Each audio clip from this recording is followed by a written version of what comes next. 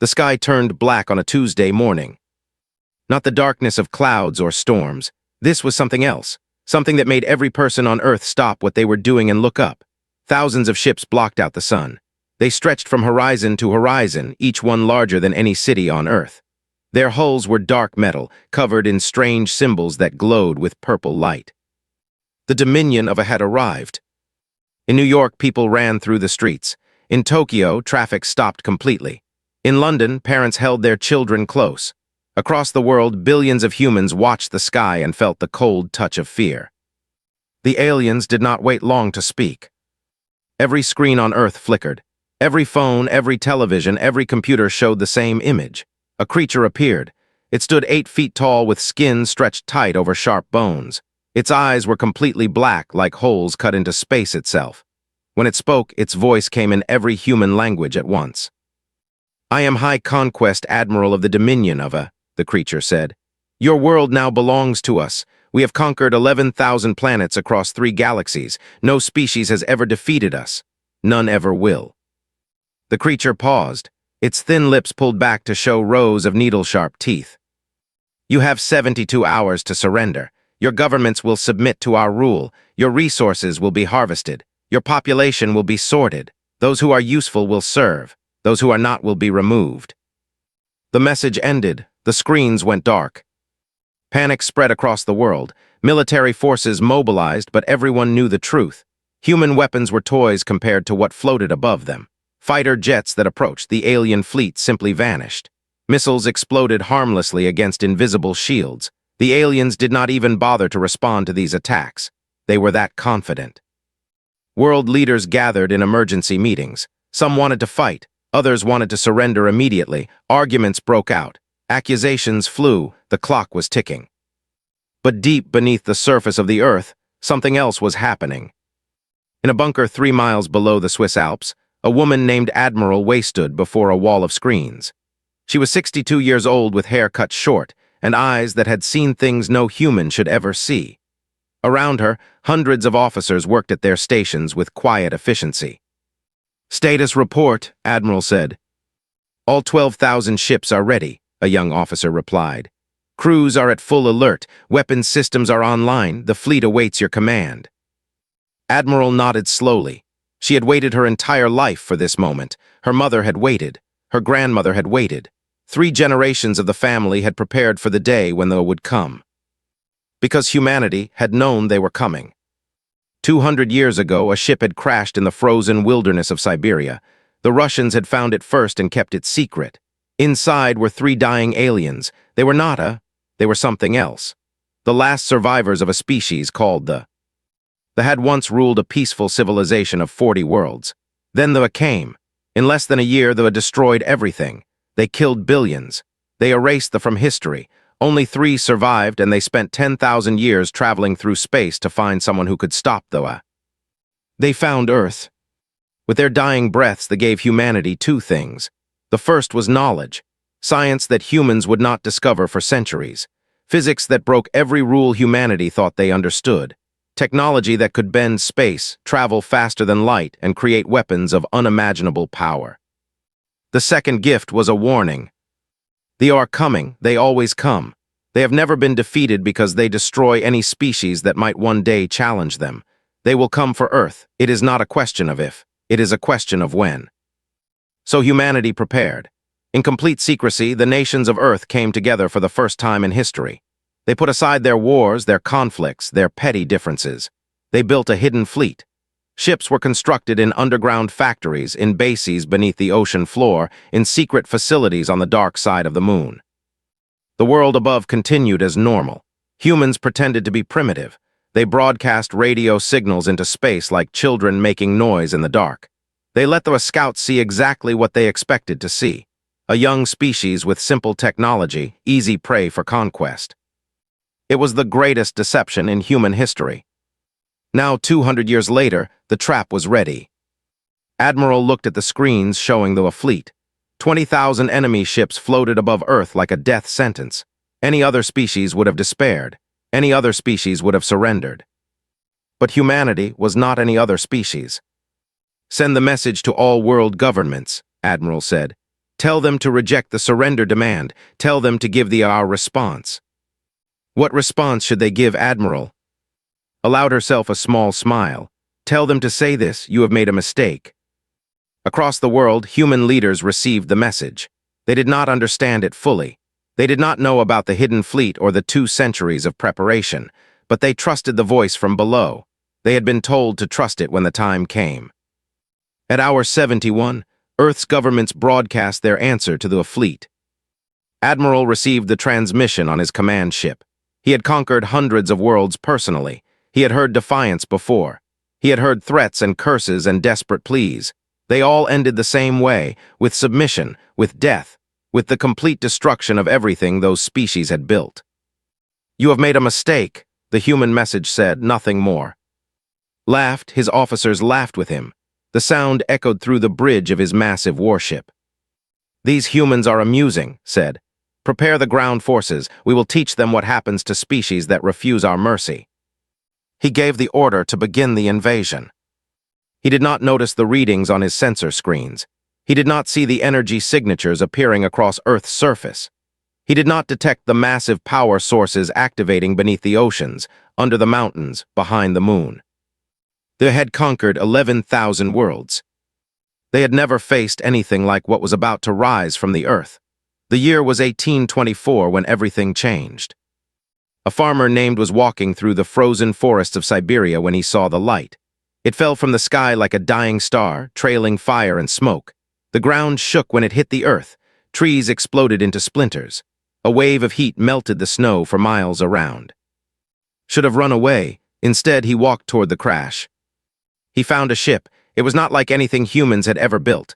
The metal was smooth and silver, covered in symbols that seemed to move when he looked at them. A hole had been torn in its side. Strange smoke poured out into the cold air. Inside found the aliens. There were 3 of them. They were tall and thin with skin like pale blue silk.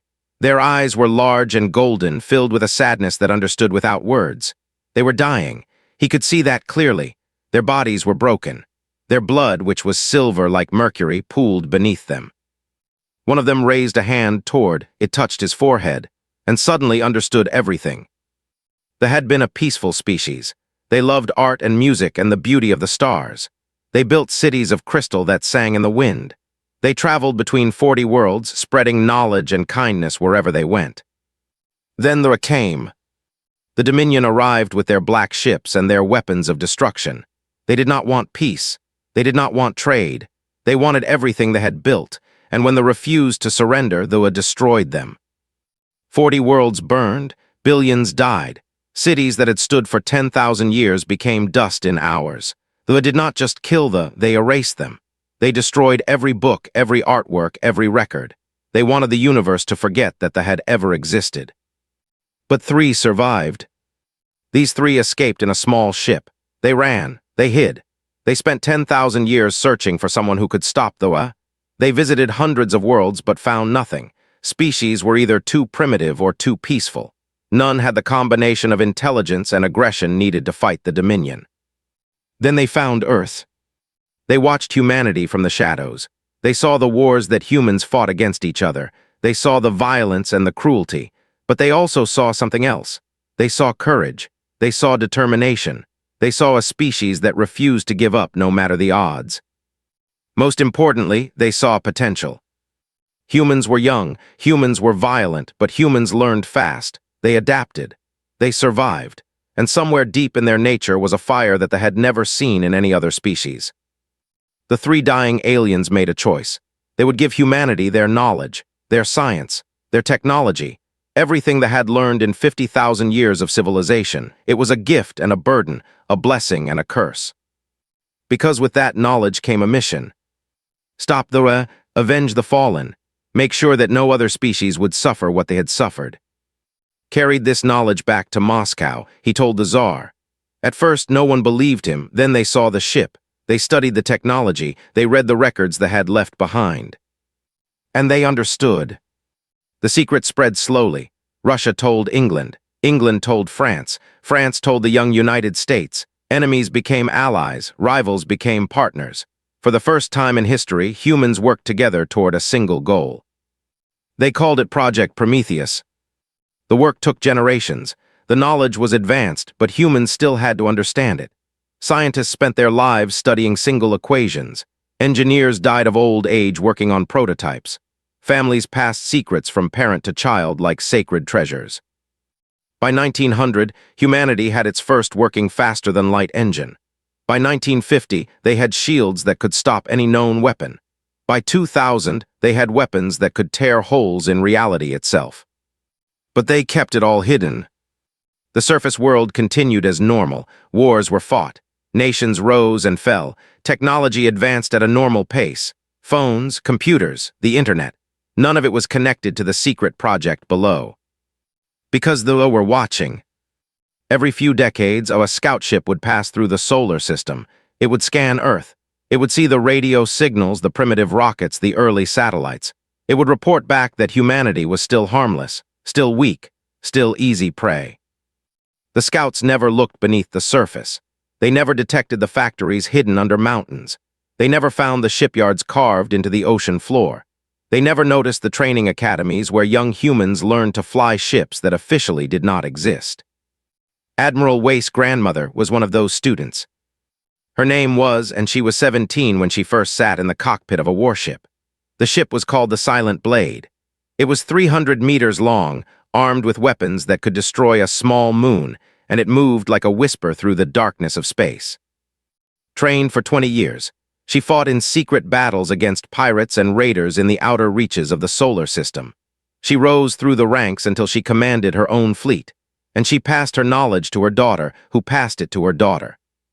3 generations of the family prepared for the day of reckoning. Now that day had come. Admiral Wace stood in her command center and watched the fleet on her screens. She knew their ships.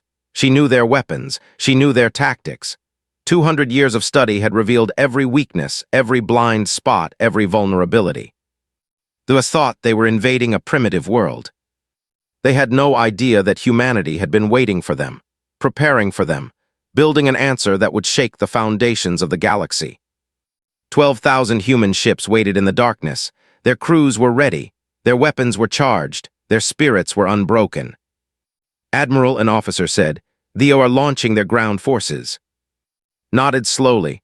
Let them think they have won. Let them feel confident." She paused. "And then we show them what humanity really is." She pressed a button on her console. Across the world, hidden doors began to open. In the depths of the Pacific Ocean, massive hatches swung wide. In the mountains of Switzerland, cliff faces slid apart. On the dark side of the moon, camouflaged hangars revealed their secrets. The human fleet began to rise.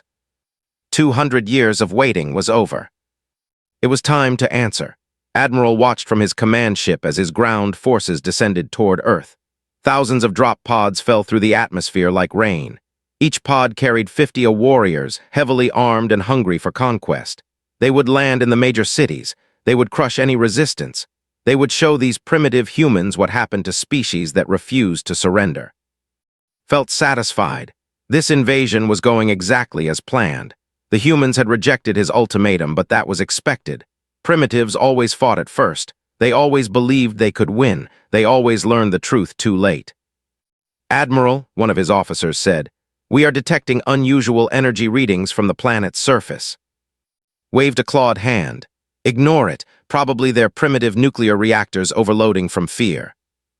"No, Admiral, these readings are different. I have never seen signatures like these." Before could respond, his main screen flickered. The image changed. Instead of the view of Earth, he saw a face. A human face. An older woman with hair and cold, steady eyes.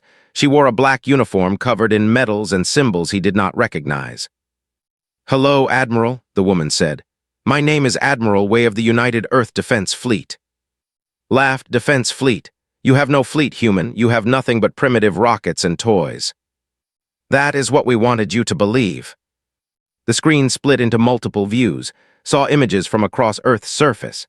He saw the oceans parting as massive shapes rose from the depths. He saw mountains splitting open as ships emerged from hidden hangars. He saw the dark side of Earth's moon lighting up as thousands of vessels from shadows. His blood went cold. The ships were enormous. Sleek and deadly, their hulls gleamed with metals that he did not recognize. Weapon ports glowed with energies that made sensors scream warnings. These were not primitive vessels. These were warships of a technology he had never seen before. 12,000 of them. Impossible, whispered. This is impossible. For 200 years we have prepared for your arrival, Admiral said. Her voice was calm, almost gentle. We studied your tactics. We learned your weapons. We designed our ships specifically to destroy you. Every shield frequency you use, we can penetrate.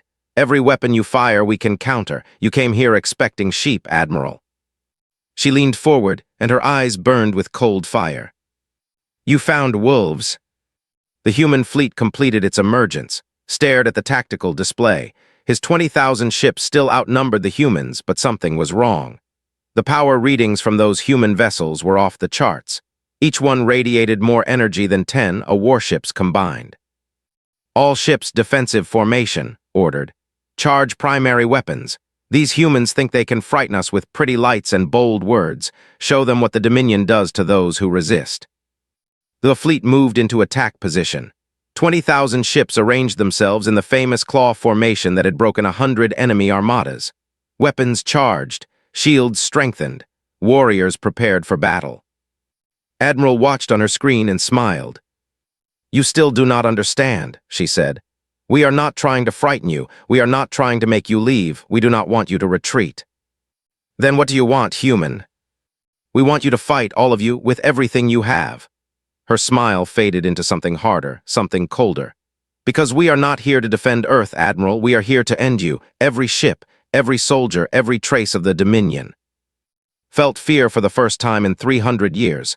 Not fear of defeat, fear of the look in that human's eyes. She meant every word. Open fire, he commanded. Destroy them all. The fleet unleashed its fury. 20,000 ships fired at once. Energy beams brighter than suns lanced across space. Missiles carrying payloads that could crack planets streaked toward the human vessels. The combined firepower of the most powerful armada in 3 galaxies focused on a single enemy. The human shields held. Watched in disbelief as his weapons splashed harmlessly against barriers of golden light. Not a single human ship was damaged. Not a single human life was lost. His most powerful weapons, the same weapons that had ended civilizations, did nothing. Our turn, Admiral said. The human fleet fired. Had seen many weapons in his long life. He had seen planet crackers that could shatter worlds. He had seen reality bombs that could unmake matter. He had never seen anything like what the humans used. The weapons did not destroy his ships. They erased them. Beams of pure white light touched the vessels, and they simply stopped existing. There was no explosion, no debris, no bodies. The ships and everyone aboard them were scattered across dimensions, broken into atoms that would never reassemble. In the first volley, 40 capital ships vanished from existence. Panic spread through the Dominion fleet. These were warriors who had never known defeat. They had conquered species that spanned galaxies. Now they were dying in ways they could not understand, killed by weapons they could not counter. Fall back, ordered. All ships fall back. The fleet began to retreat. Ships that had never fled from any enemy now turned and ran. They pushed their engines to the limit, desperate to escape the white beams that continued to reach for them. But the humans followed. The human fleet did not let them run. It pursued. Ship after ship vanished into white light. They tried every tactic they knew. They split their forces, they used decoys, they hid behind planets and moons. Nothing worked. The humans had studied them for 200 years. The humans knew every trick, every strategy, every desperate move though might try, and they had prepared counters for all of them. Watched his fleet die around him, 10,000 ships gone in the first hour, 15,000 by the second hour. His mighty armada was melting like snow in a furnace. Admiral, one of his officers said, voice shaking with terror, we have lost contact with the ground forces, the humans. They never reached the surface. The human ships intercepted them in atmosphere. 10,000 drop pods, 500,000 warriors, all gone, erased, as if they had never existed. Gripped his command chair with clawed hands. He had lived for 600 years. He had conquered more worlds than he could remember. He had never imagined this. He had never dreamed that any species could do this to the Dominion. Send a message to the, he said quietly. Tell them what is happening here, tell them to prepare. Prepare for what, Admiral? looked at the screen, at the white beams still cutting through his fleet, at the human ships that moved like predators through the chaos. "For the end," he said. "Tell them to prepare for the end." The Battle of Saul had begun. And though were losing, the Battle of Saul lasted 18 hours. 18 hours of fire and light. 18 hours of a ship's vanishing into white beams. 18 hours of an empire learning what fear truly meant. Admiral fought with everything he had. He was no coward. He was a warrior who had earned his rank through centuries of combat. When his fleet began to die, he did not hide. He led from the front, commanding his personal guard in desperate charges against the human lines. Nothing worked. The humans seemed to know every move before he made it. When he tried to flank them, they were already waiting. When he concentrated his fire on a single target, their shields absorbed everything. When he ordered his fastest ships to break through and escape, the humans caught them in seconds. By hour 6, half the fleet was gone. By hour 12, only 3,000 ships remained. Gathered his surviving commanders on a holographic call. Their faces showed emotions he had never seen on a warrior's. Fear, confusion, despair. These were soldiers who had never lost a battle. Now they were watching their entire civilization collapse. "We must surrender," one commander said. "We must negotiate." "The humans will not accept surrender," another replied. "Did you not hear their admiral? They do not want us to leave, they want us destroyed." Remained silent. He was thinking, planning. There had to be a way out. There was always a way out. He finally said. "We must warn them. We must give them time to prepare defenses." "They will not listen," a commander said. "They will think we are lying. The Dominion has never faced defeat. They will not believe it until the humans are in their skis." Knew this was true. The High Council would dismiss his warnings as madness. They would accuse him of cowardice. They would not understand until it was too late. "Then we buy them time," said. "We fight, we die, and we make the humans pay for every moment it takes them to finish us." The commanders nodded. They understood. This was no longer a battle for victory. This was a battle for honor, a battle to show the universe that they did not go quietly into the dark. They returned to their ships. They charged back into combat. They fought with the fury of the doomed. And still they died. Admiral watched from the bridge of the Prometheus rising. Around her, officers tracked the battle on holographic displays. The numbers told the story clearly. Only 2,000 ships remained, then 1,000, then 500. "Admiral," her tactical officer said, "we are receiving a transmission from the enemy flagship." Nodded, "Put it through." His face appeared on the screen. He looked different now. The arrogance was gone. The cruel smile had disappeared. He looked tired, old, defeated. "Admiral," he said, "I wish to discuss terms of surrender." Studied him for a long moment. This was the being who had conquered 11,000 worlds. This was the monster who had wiped out entire species for refusing to kneel. He had arrived at Earth expecting easy prey. He had found something else entirely. "There are no terms," said. "You came to our world planning to kill billions. You came to harvest our resources and enslave our people. You have done this to thousands of species across the galaxy. Did any of them get to negotiate? Did any of them get terms?" His jaw tightened. "We are a great civilization. We have art, culture, history. If you destroy us completely, you will be no better than we are." Leaned forward. "You are wrong, Admiral. We will be very different, because when we are done with you, we will not erase history. We will restore it." She pressed a button and star maps appeared on the screen between them. Maps of the galaxy, of all 3 galaxies they had touched. And on those maps, dots of light marked every world the Dominion had conquered, every species they had enslaved, every civilization they had crushed. "We know about them all," said. "The Who gave us our technology, the Thrace Coalition you destroyed 5,000 years ago, the crystal kingdoms of Andromeda, the free minds of the Outer Rim. You tried to erase them from existence, but records survived. Memories endured. Hidden populations escaped your genocide." Stared at the map with growing horror. "What are you saying?" "I am saying that your empire is over, Admiral, not just your fleet, your entire dominion, your colonies, your slave worlds, all of it. When we are finished here, we will travel to every corner of your territory. We will free every species you have conquered. We will restore every civilization you tried to erase." "That is impossible. The Dominion spans 3 galaxies. It would take you centuries." Smiled. It was not a kind smile. "We have already waited 2 centuries, Admiral. We are very patient."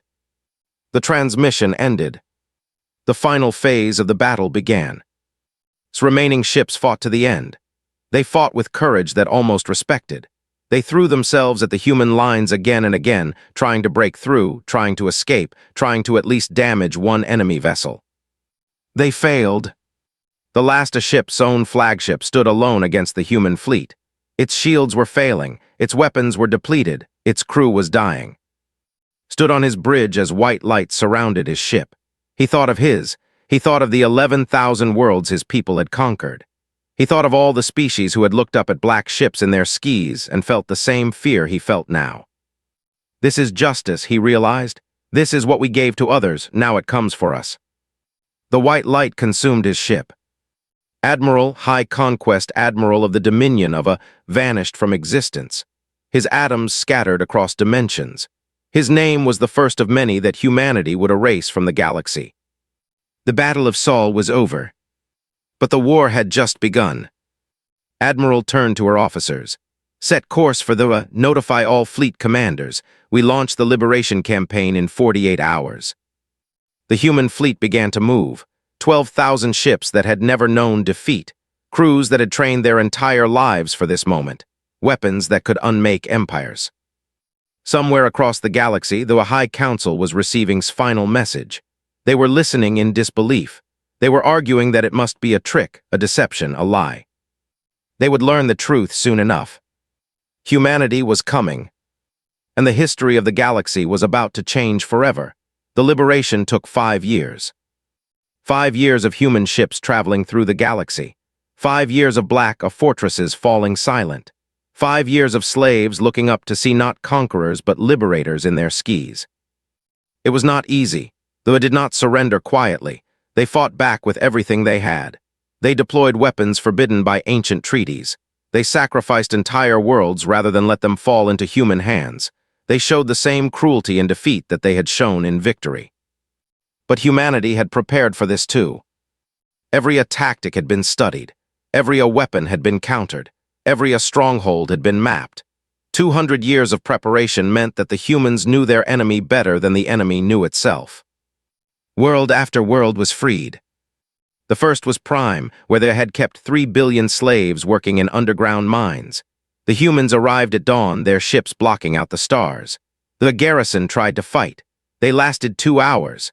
Then human soldiers walked through the ruined fortresses and opened the slave quarters. They had not seen the sky in 4 generations. They had forgotten what stars looked like. When they emerged from their underground prisons, they fell to their knees and wept. A young human officer named Sarah Martinez helped an elderly woman to her feet. The woman's skin was from years without sunlight. Her eyes could barely handle the brightness. "Who are you?" the woman asked. "What species does this?" Martinez thought about the question. She thought about the who had crashed in Siberia so long ago. She thought about the gift they had given and the mission they had passed on. "We are human," Martinez said. "We came to help." The woman stared at her. "But why? We are nothing to you. We cannot help you. We have nothing to give."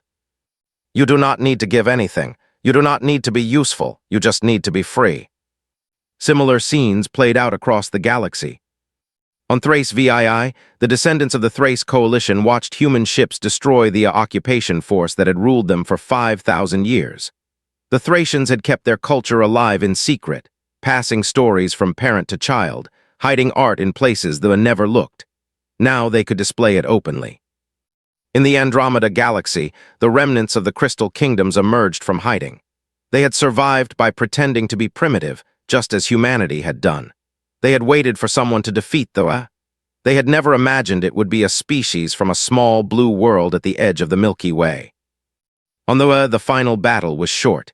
The Dominion had poured everything into defending their center of power. 1,000 capital ships, orbital defense platforms that could destroy moons, ground forces numbering in the billions. The human fleet broke through in 6 hours. Admiral led the final assault herself. The Prometheus Rising was the first ship to enter airspace. Its weapons carved paths through the orbital defenses. Its shields held against the desperate attacks of the last defenders. When the fighting ended, walked through the halls of the High Council. The council members had fled. The building was empty except for records. Thousands of years of conquest carefully documented, lists of species destroyed, archives of cultures erased, a monument to cruelty that stretched back longer than human civilization. Ordered everything preserved, not destroyed, preserved. These will be museums, she said. Every species that died, every culture that was erased. Their names will be remembered here, though it tried to make the universe forget. We will make sure it never does. The war was over. The rebuilding began. Human scientists traveled to the freed worlds, sharing technology and knowledge. Human historians worked with survivors to restore lost cultures. Human ships patrolled the liberated sectors, protecting the recovering civilizations from raiders and remnants of the who refused to accept defeat. At the center of this new order stood Earth, the planet that had hidden for 200 years, the species that had pretended to be primitive, the civilization that had transformed itself in secret from prey into the most powerful force the galaxy had ever seen. Ambassadors from 100 species came to Earth. They walked through human cities and marveled at what they saw, not advanced technology or mighty weapons, though humanity had those. They marveled at the people, at the children playing in parks, at the artists creating beauty, at the ordinary humans living ordinary lives, unaware of how extraordinary their species had become. An ambassador asked Admiral a question that had bothered many of the freed species. "Why did you fight so hard for us? You could have defended your own world and stopped there. You could have let the rest of the galaxy burn. Instead, you sacrificed thousands of your people to free species you had never met. Why?" Was old now. The 5 years of war had aged her even more, but her eyes still held the same fire that had burned when she faced Admiral. "Because we know what it means to nearly lose everything," she said. "We have burned our own libraries. We have erased our own peoples. We have committed our own atrocities. We learned through our own mistakes that what is lost can never truly be replaced." She looked out a window at the sky where human ships still patrolled, still protected, still served. They gave us their knowledge because they saw something in us. Not our violence, not our weapons. They saw our ability to learn from our mistakes, to become better, to remember. The ambassador nodded slowly. "You became what they feared most." "Yes, we became a species that remembers. That insists on remembering. That will cross the galaxy to ensure that no one is ever forgotten again." Across the 3 galaxies, civilizations began to rebuild. Languages that had been forbidden were spoken openly. Art that had been hidden was displayed. Children learned the histories their grandparents had whispered in secret. And when they looked up at the stars, they no longer saw the black ships of the way. They saw human vessels, gleaming and powerful, patrolling the darkness, keeping watch. They had come to Earth expecting to find another victim. They had found something else entirely. They had found the species that would change the galaxy forever. They had found humanity. And humanity had answered with a fleet that erased history. Not their own history, not the history of the species they saved, but the history of conquest and cruelty, the history of empires built on bones, the history that said the strong must always crush the weak. That history was over now. A new chapter had begun. And in this chapter, the stars belonged to everyone.